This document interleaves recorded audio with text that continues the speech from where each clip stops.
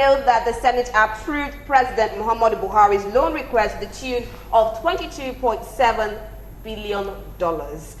Senators also were divided at plenary Thursday during the consideration of the report to the Committee on Local and Foreign Debts, which worked on the loan request. And of course, the main aspect of controversy stemmed from whether or not to have the Senate approved all the recommendations contained in the report. Let's take a look at what happened on Thursday at the plenary. Plenary began with the Red Chamber divided on considering the report altogether, with some of the lawmakers opting to have that done on another legislative day, while others thought otherwise. I suggest very strongly, Mr. President, that allow us to go through this report for this week, and then next week, Tuesday, we will debate it.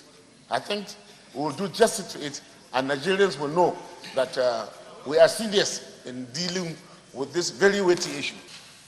Whether the press has it or not, it doesn't matter. The press has been discussing this issue. This issue has been there in the press for a long time, since the day it was presented by Mr. President. So there's nothing to hide.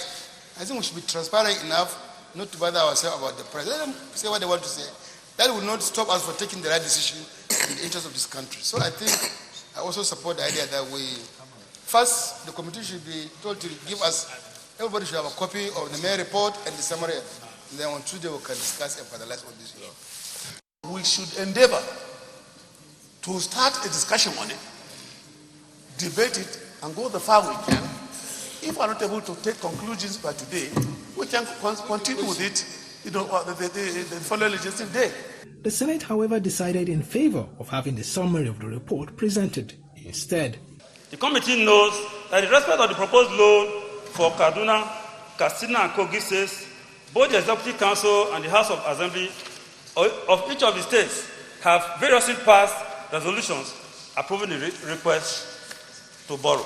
The committee is persuaded that the borrowing under the 2016-18 is consistent with the strategy of the federal government to shift the debt structure to 60-40 external domestic to reduce the cost of borrowing and avoid crowding out private sector from the capital market. What is here is what is to finance our capital budget. And therefore it is important that we are conscious of the fact that we need to have the capital aspect of the budget funded. In his submission, the minority leader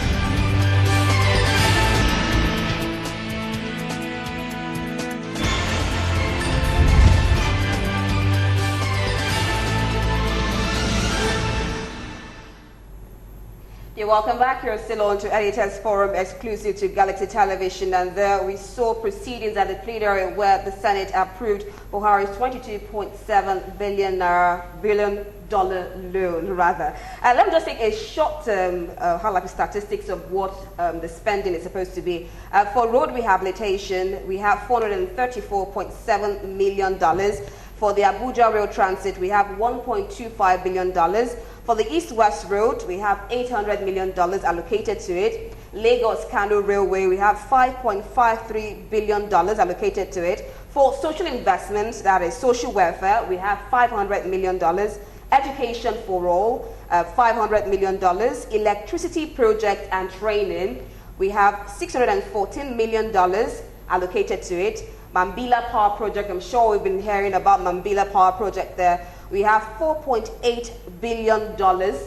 And for Ogun, Lagos Power Transmission, $200 million. For agriculture, we have $800 million allocated to it. So we have the spending plan into infrastructure, power, social investment, economy, communications, and the rest. And that is the valid reason that President Muhammadu Buhari gave for requesting for the $22.7 billion loans. But apart from that, there are still rising concerns, as we also heard from the LCCI, that's the Lagos Chamber of Commerce and Industry, expressing great concern at the country's debt profile and condemned the latest approval of additional $22.7 billion loan on Thursday. We have headlines such as Nigeria spent $1.31 billion to service external debt in 2019. We also have debt service go up to 2.45 trillion naira in 2020 budget. So we have most of our budgets being in debt services, and that has really caused for a call of concern, especially now that we have once again approved $22.7 billion loan from President Muhammadu Buhari. I'll start with Tony Unwaje first of all. We have series of debt services they were trying to settle, and now another loan has been granted. This is not the first time we've had. See, I don't have a problem with this loan thing, but the issue is this: if you go for loan, let it be transparent.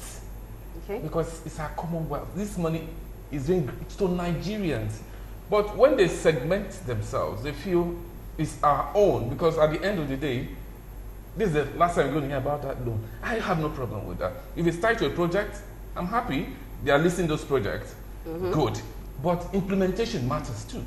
Because we're not going to hear about it again. We only hear when they approve that loan.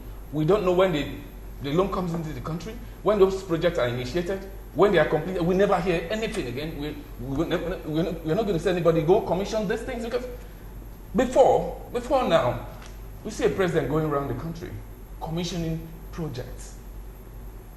They will follow up, and then the Ministry of Information has a whole lot to do here. But what we have in this country is a Ministry of Information that is more projected in the direction of propaganda, strictly propaganda. This is what I expect, because really, you don't blame Nigeria. After a while, that trust is no longer there. These are the issues that comes up occasionally. No problem, loan granted. Despite the fact that we even have agencies of government saying we generated billions, trillions every day. We are not seeing what those monies are meant for, where those monies are channeled into. Okay, now you've collected these loans. No, so can we just know and follow it up logically from step 1 to 2, 3 to execution to commission? Let's see how this money end up. I have no problem with that. My problem is just the manner these things are, being shrouded in secrecy, and then propped at the Senate. Suddenly just see the Senate president say, okay, we have to, and once he says it, it's over. There must be debates. People must debate on these things. I know, I started having doubt the moment that one said anything that the president, pushes towards the national assembly is approved automatically. So I wasn't expecting, no matter if you like, you stand up and talk from here till tomorrow, he's not going to listen. But that is not how democracy should operate. It's not. The president is the president of the country. He's not the best in the country. All of us could be the president. We have the potential of being the president of this country. It's just an opportunity. So when he pushes such things, you consider the rest of the country. It's something that is not beneficial to them. That's why you have people representing constituencies at the National Assembly. You listen to opinions. You don't just say it's over. That's why people are calling them rubber stamp. I have no problem with the loan. What I have is the manner these things are. It must be done. The president said so. It's over. And I see some of these senators. I wonder what they are still doing there. We need to do a lot in this country. We are not running the country the way it should. The loan is approved now. I can assure you that's over. We're not going to talk about it again. We don't know what's going to happen again after this. Education, UB, all those stories, all these projects, these monies are tied to. Nobody's going to follow it up. And that is how, and then we'll move on again. The next thing we're going to hear is when the president brings up another loan request and it's approved, and life continues. And then we want to make progress. We will not. Let's tell ourselves the truth. We keep making progress in cycle. Okay, from problems of transparency, loan execution, and the problem of a rubber stamp Senate, Yemi Saka, what's your own controversy with this? Would you also approve of it, considering our debt surface profile? Well, away from that, let me start. I don't even see it as a rubber stamp, because if we call it a rubber stamp Senate, it has a bit of dignity in it. That means, stamp gives a seal of approval. Okay. I call it more like a slave camp of APC. That's one thing for me. Secondly, this is not a loan for Federal Republic of Nigeria.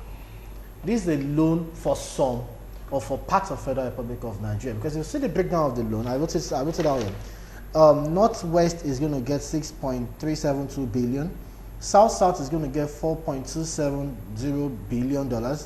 Northeast is going to get $300 million. Southwest is going to get $200 million. North Central is getting $6.531 billion. Southeast is getting $0.00. Now, if you tell me that people from Southeast origin and people domiciled in Southeast do not pay VAT or what have you in the payment of this loan, fantastic. But you are taking this loan for the whole of Nigeria, and this burden is going to be spread evenly across Nigerians, and the benefit. I did not enjoy from the money, but I will suffer from problems. No, that negates it. Then secondly, I have some things I found irritating in this, because when Abaribe said, if you see Ahmed Lawan, I will say this, and it's my choice of vote. There was nothing distinguishing about him as president of the Senate on that day at the plenary. How can you tell me you just want to pass a budget? And Abaribe said, no, let us pick it item by item. And you could see the desperation. You could see someone that desperately wants to protect or serve the interest of his Lord Temporal. Now, you're telling me that the TCN overall transportation system enhancement project is going to cost you $200 million.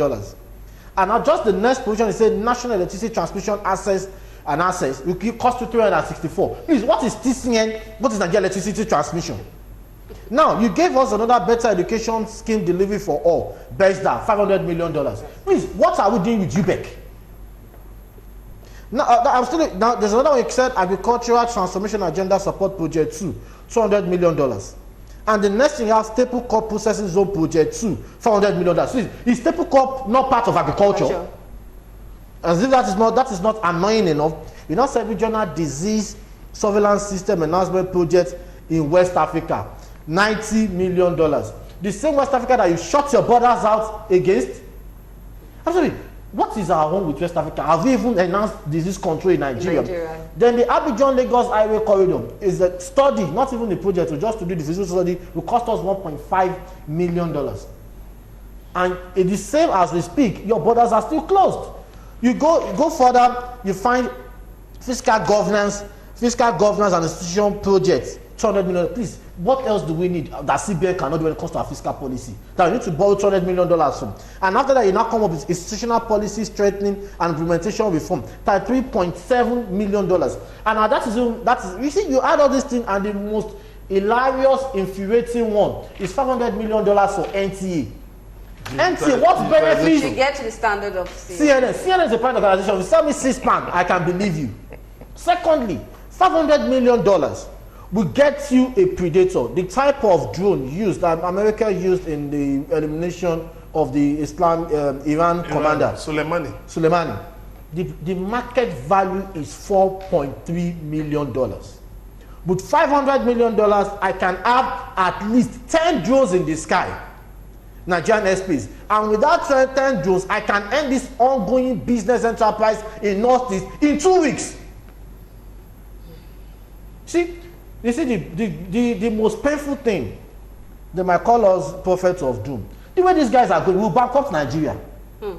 That's quite worrisome. It is the truth. And you know another thing, and when senators are saying every economy in the world take loans, borrow money. You look at the loan, are you applying the loan? Are you spending the loans on sectors and projects that will improve or increase your GDP? So by the time you increase your GDP and your revenue generation, by the time you're paying back, you have enough threshold on the economy. That was what the senator, the majority leader of the Senate said. Yeah. Abaribe, if they've allowed Abaribe to go after this thing one by one, they would have realized that there was one money budgeted for TCN and there's another one budgeted for national electricity. That's like duplication of projects, yeah. There's another one for agric, whatever. Now they just give us something very vague.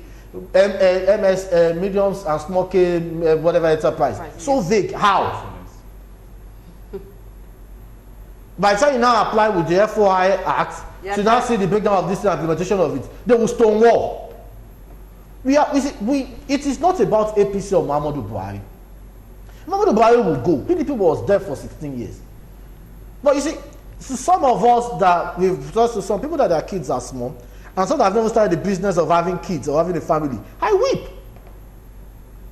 Because this dead body might probably last to 2034, 64. So we might not even feel the impact now, but later on, you'll feel the impact because your naira would naturally be devalued. Your naira will be the next cushion effect for this thing is just the devaluation of the naira. From 360, they're starting to go to 420. There's nobody. Don't forget about what they will tell you. Naira will be devalued. Cost there will be steep rise in inflation. Okay, let's quickly hear from Emeka. I know he also has other points of views on this issue. You know, for me, you see, like the IMF said in 2018, that Nigeria is not a low-income country. That Nigeria's borrowings have not got to a point of alarm. But the issue is about the capacity to repay the debts. That's where the problem arises from. You find a lot of wastages, leakages in public finance. The president has not really done much to block those leakages. You had, for instance, the IPPIS that was used to capture the data of public servants, but you had stories about some fraud carried out by some consultants to that scheme. Things like that should not be heard of. Then we are still depending on crude as a major revenue earner.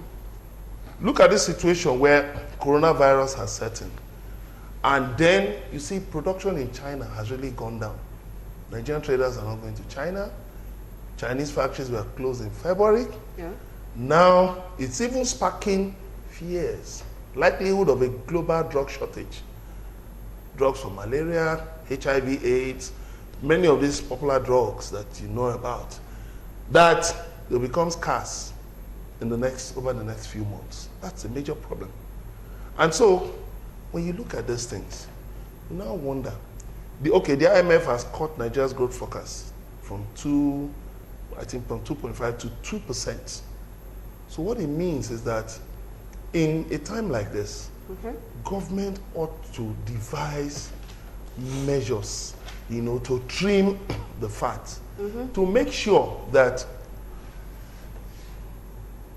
every line item in the expenditure is properly thought through. Yes, we know borrowings are for different purposes. They've been borrowing here and there. Okay, fine, the South is excluded from this, but there are other loans too that they've taken, telling us that it covers projects too, that in the Southeast and all of that. These are all loans that all of us and generations to come are going to pay.